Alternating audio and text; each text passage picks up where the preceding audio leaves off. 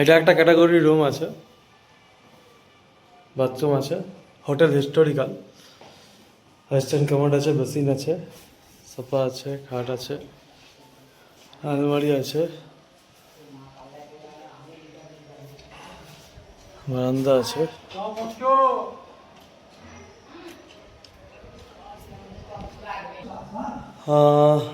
ভালো ভালো।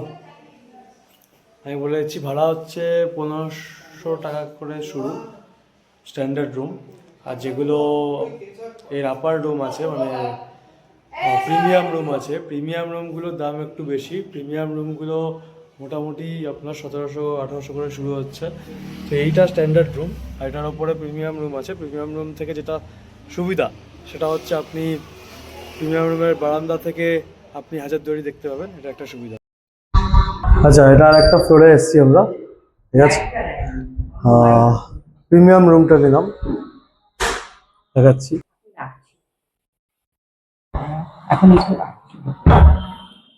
এখানেও ব্যালকনি আছে, ব্যালকনিটাকে দেখিয়ে দিই।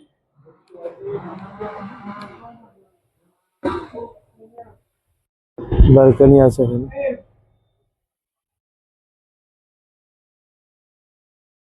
সুন্দর ব্যালকনি। দুটো টেবিল দিয়েছে, এটা সোফা টাইপস আছে, একটা বড় খাট আছে, পাখা আছে, এদিকে এসিও আছে, সুন্দর ছবি আছে। হ্যাঁ হ্যাঁ, এখানে চায়ের স্যাশে দেওয়া আছে, কেটলি আছে, বেশ ভালোই। টিভিটা দেখুন, আয়না দেখিয়ে দিলাম,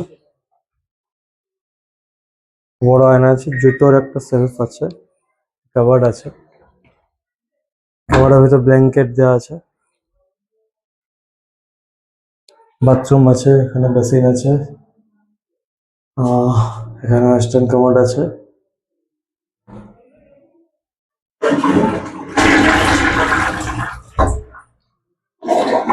সুন্দর, মোটামুটি মোটের ওপর ভালো হোটেল এই বাজেটে মুর্শিদাবাদে, সত্যি একটা ভালো হোটেল, ঠিক আছে। তো আপনারা সবাই এটা অ্যাফোর্ড করতে পারেন, কোনো সমস্যা নেই। রুম এটিও বেশ বড়, কিং সাইজ বেড আছে, 3 জন আরামসে এটা যাবে। কাভার্ড আছে, ওপরের ফার্নিশগুলো খুব সুন্দর করা, টিভি আছে, এসি আছে, আর বারান্দাটা আছে, বারান্দাটা সেম দেখালাম না, এখান দিয়ে এটা দেখিয়ে দিচ্ছি। মোটামুটি এই বাজেটে মুর্শিদাবাদে মোটামুটি ঠিকঠাক হোটেল, খারাপ নয়, হোটেল হিস্টোরিক্যাল। আমি এই হোটেলকে 5-এ 3.5 দেবো, কারণ কয়েকটা জিনিস একটু বেটার করলে ভালো হয়। যেমন একদম নতুন হোটেল, তো ভালো করে রক্ষণাবেক্ষণটা করা উচিত, সেটা আমার মনে হয়। আর এমনি জায়গাটা নিরিবিলি জায়গা আছে, পিছনে একটু গার্ডেন টাইপস আছে, ওখানে বাড়ি ছাড়ি আছে, ভালো বেশ। ওকে, দেখা হচ্ছে। Welcome to Murshidabad, hotel historical.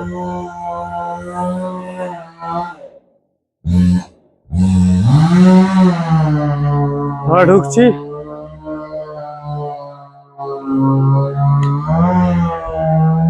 Reception hotel হিস্টোরিক্যালের, সুন্দরভাবে সাজানো আছে, সোফা আছে একটা বড়, লিফট আছে এখানে, এই ফ্লোরে রুম আছে। এটা হোটেল হিস্টোরিক্যাল রেস্টুরেন্ট।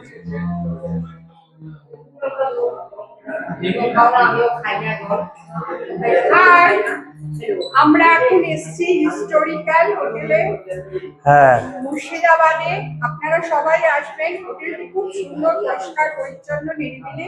খাওয়া দাওয়া এখনো করিনি, যখন করবো আপনাদের সবাইকে জানাবো। আপনারাও দুদিনের জন্য এই মুর্শিদাবাদে বেড়াতে এসে এই হোটেলে। হ্যাঁ, একদম একদম। তুমি কিছু বলবে? সুন্দর, পরে বলছি, আমি গিয়ে বলছি।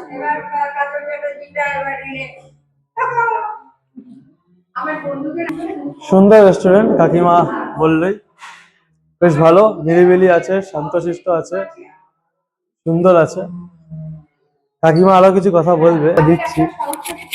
আমরা তাদের আনতে পারিনি বলে আমাদের খুব দুঃখ হচ্ছে, কিন্তু সকলেরই তো নানান অসুবিধে, তাই আমরা এক ঝটকায় দুই বন্ধু মিলে বেরিয়ে পড়েছি।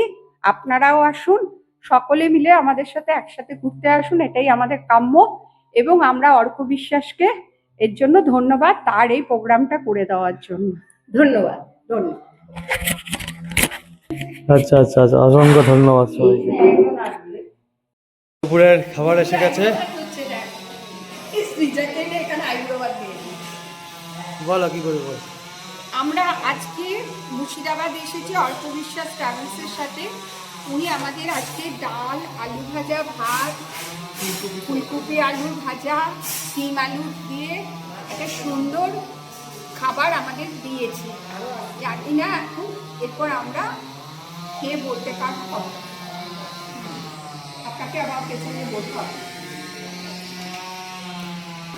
খাবার এসছে, খাবারের টেস্টগুলো এবার আমরা করি, করে তারপর দেখি জানাচ্ছি কেমন হয়েছে। আচ্ছা, আমরা রওনা দিলাম এখন হোটেল থেকে, টোটোতে চড়ে মুর্শিদাবাদ ভ্রমণ।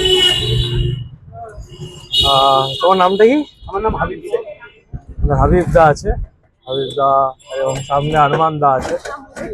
আমাদের টোটাল দুটো টোটো যাচ্ছে, টোটাল 6 জন আছি। দেখাচ্ছি পুরো রাস্তাটা। অবশ্যই মুর্শিদাবাদে এলে হাবিবদার সাথে কন্ট্যাক্ট করবেন, হাবিবদার নাম্বার ডেসক্রিপশনে দিয়ে দেবো। আশা করি ভালোভাবে পুরো ঘোরাবে।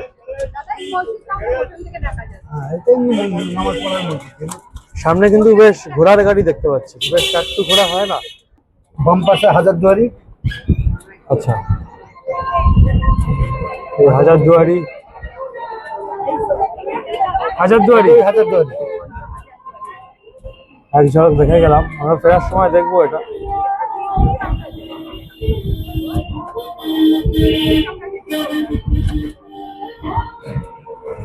কটা অবধি খোলা থাকে হাজারদুয়ারি? 5টা পর্যন্ত, 4:30 পর্যন্ত টিকিট দেয়। মানে আচ্ছা, বাগানটা হ্যাঁ, বাগানটা বাগানটা 7টা। আমরা হাজার দেখছেন, এটা হচ্ছে ইমামবাড়া। এটা বছরের 10 দিন খোলা থাকে, শুধু মহরমের টাইম। হ্যাঁ, এটা এশিয়া মহাদেশের বৃহত্তম ইমামবাড়া। এশিয়া মহাদেশের বৃহত্তম ইমামবাড়া। আচ্ছা আচ্ছা, ইমামবাড়া।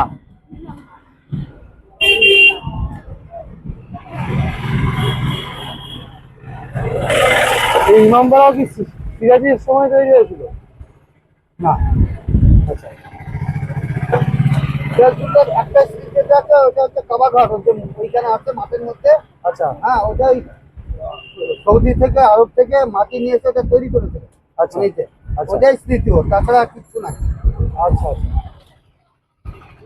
আর গঙ্গার ওই পারে আছে আপনার হিরাজিন ছিল। হ্যাঁ হিরাজিনটা তো গঙ্গায় মানে ভেঙে গেছে, উন্নত নাই। হ্যাঁ। শুধু স্পটটা এমনি আছে, কোন জায়গায় ছিল ওর পাশে। এটাও বাড়ি ছিল, পাশার ছিল। হ্যাঁ হ্যাঁ। ঠিক আছে।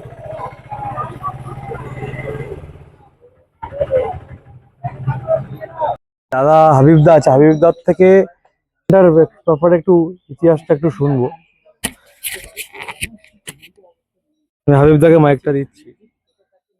হাবিবদা, এই লোকেশনটার এই যে এটা বললেন, এটার ব্যাপারটা একটু বলবেন। এটা হচ্ছে মুর্শিদ কুলিখার মেয়ের আজিমুন্নেসা বেগমের এটা সমাধি, জীবন্ত সমাধি। উনি এটা প্রতিদিন একটা করে বাচ্চার কলিজা খেত।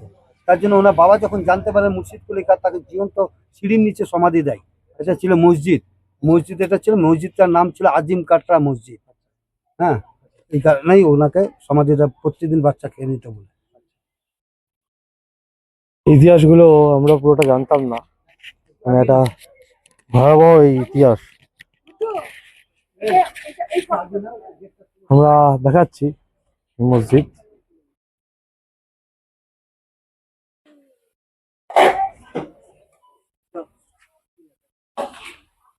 হ্যাঁ,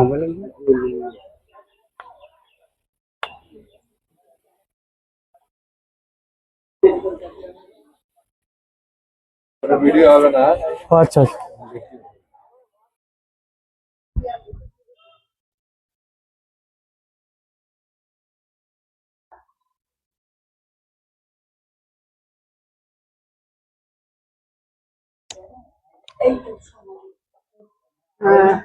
ওনার বাবার সমাধির পাশে ওনার সমাধি দেওয়া হয়েছে, পয়সা দিয়ে গেছে লোকে। কলিজা খেতে সোপে এদিক দিয়ে আছে আচ্ছা, একবার তাও ঢুকে যায়।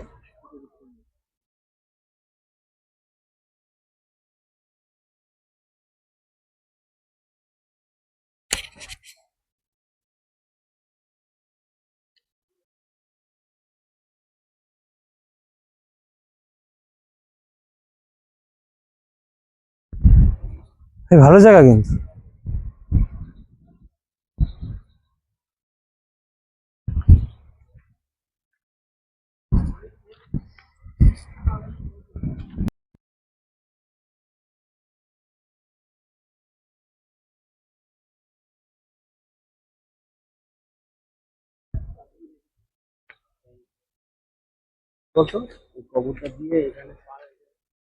একটা মসজিদ তৈরি করিয়েছিলেন, তো ওনার যখন উনি মারা যান তাকেও তখন ওই কাঁচরা মসজিদের ঠিক সিঁড়ির নিচে তাকে সমাধি দেওয়া হয়। এবং ওই থুতু দেওয়া হয় না না থুতু দেওয়া হয় না। এবার মির্জাপুরে কবরে গিয়ে অনেকজন জুতো পিটা করে, ধরেন অনেক কিছু ব্যাপার আছে, থুতু দিয়ে দেয়, এটা আলাদা ব্যাপার। হ্যাঁ, সেটা এবার ধরেন মানুষের মানুষ তো শুনলেন আছে। হনুমান ভাইয়ের থেকে ব্যাপারটা, অনেকটা উনি আদেশ করেছেন। যেটা হচ্ছে আজিমুন্নেসব বেগমের যে কেস, সেটা হচ্ছে ওনার হাজবেন্ড সুজাউদ্দিন খাঁ যখন মারা যায়, সেই সময় উনি বলতে গেলে মেন্টালি পেশেন্ট টাইপস হয়ে যান। তো তারপর দাঁড়িয়ে মুর্শিদাবাদের চতুর্থ নবাব আলীবর্দী খাঁ ও তৃতীয় নবাবের নাম কি বলে, সুজাউদ্দিন, হ্যাঁ তৃতীয় সরফরাজ খান। সরফরাজ খাঁ যুদ্ধে সরফরাজ খাঁ হেরে যান এবং সরফরাজ খাঁয়ের কাটা গলা আলীবর্দী খাঁ নিয়ে এসে এই মসজিদে ফতেহ মসজিদে রেখে দেয়। রেখে দেওয়া। এবং সেইটি যখন ইয়াজিনুন্নেসা বেগম দেখেন, সেটি দেখার পর বেগম পুরোপুরি পাগল হয়ে যান এবং তারপর মারা যায়, তাই তো? তারপর উনি ওই কষ্টে মারা যান। তো তার আগের যে ঘটনাটা আমরা শুনছিলাম যে কলিজা এইসব, এইগুলো একটা মিথ, এরকম কোনো ব্যাপার নয়। মেন ব্যাপার এইটা। মির্জাফরের সমাধি স্থানে এসছি এবার। হ্যাঁ ঠিক আছে, এই হচ্ছে মির্জাফরের সমাধিস্থল।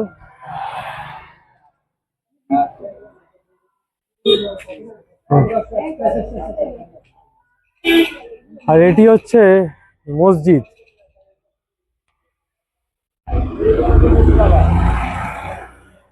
কথিত হচ্ছে এই মসজিদে নাকি মির্জাফর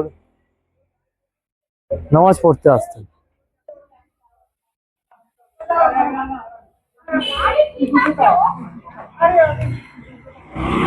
আমরা যাচ্ছি এখন মির্জাফরের কবর দেখতে।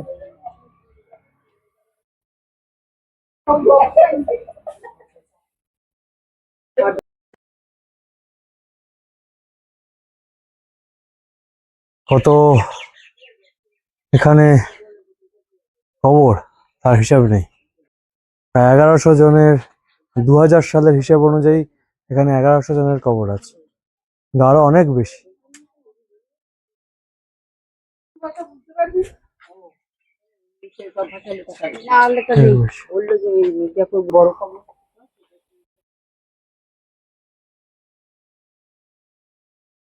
সমস্ত কবর দেখতে পাচ্ছেন। এখানে মির্জাফরের বংশধরদেরই পুরোটা আর কি।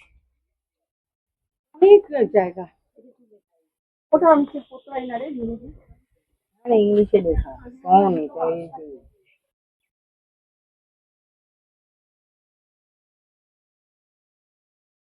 মির্জাফরের কবরটা কই?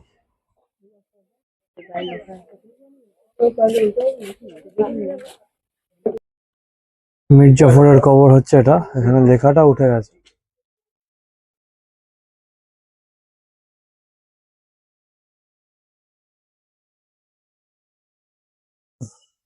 ইতিহাস, এই ইতিহাসগুলো আমাদের অনেকেরই অজানা।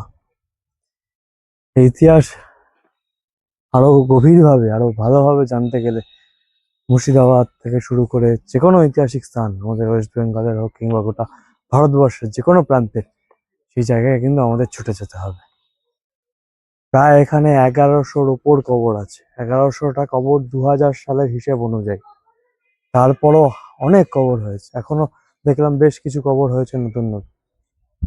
এখানে কথিত আছে কবরের ওপর দিয়ে হাঁটলে নাকি, মানে মানুষ আগে যখন জাস্ট একটা মাটির ওপরে করা থাকতো, বাইক চলে যেত, গাড়ি চলে যেত, বা মানুষ হেঁটে যেত, তো এনাদের এই সেই সময়টা কথিত ছিল যে যত বেশি লোক কবরের ওপর দিয়ে হাঁটবে, যে কবরের মানে নিচে দেওয়া হয়েছে তার আর কি পাপ ধুয়ে যাবে, এরকম একটা মিথ এই মুর্শিদাবাদে প্রচলিত।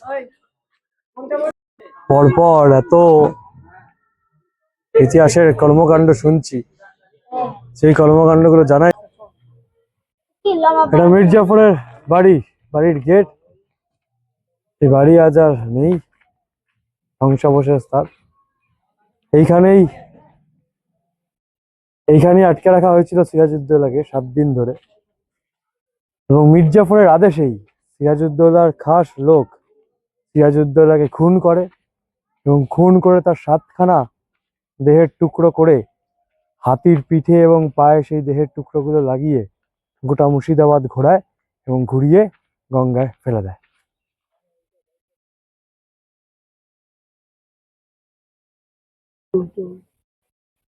এটা তো মসজিদ, এই জায়গায় এখন একটা মসজিদ হয়েছে। তার বাড়ি ফিরে আসে,